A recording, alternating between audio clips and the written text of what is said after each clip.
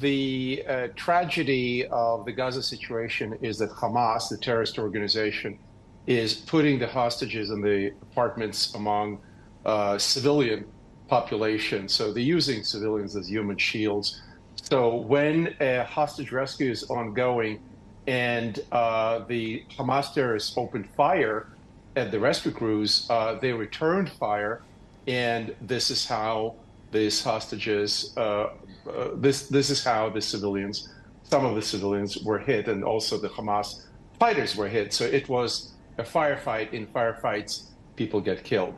But more broadly, if Hamas, after the horrible attack of October 7th, gave up the hostages and vacated Gaza, this whole mayhem would have been avoided. Hamas decided to make a stand, fight, and take the whole population of Gaza, 2+ million people, as their hostages as well.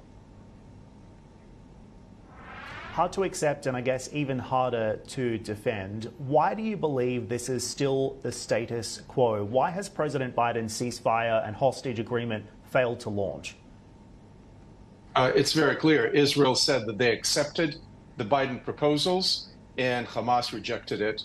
By the proposals, Hamas have to give up the hostages, and that leads to a permanent ceasefire and negotiations. That did not happen yet. So what's next?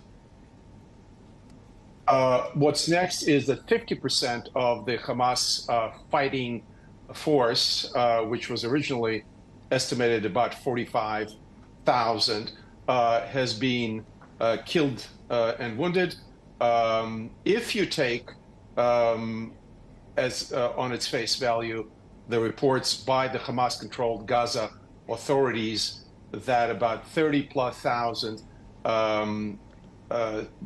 Gazans were killed, this makes the ratio at about 1 to 1, 1 to 1.5. This is actually a better ratio than in the majority of urban conflicts such as Fallujah, Mosul, and others that we've seen in recent years. And of course, in other conflicts like World War II, the ratio between civilians and fighters was 1 to 10, 1 to 20, etc. So with all the vicious attacks we find against Israel in social media, the UN, etc., actually Israelis are careful not to hit the civilian population, and they must put an end to this terrorist organization that for 18 years wreaked havoc and launched rockets on Israel, as well as caused tremendous suffering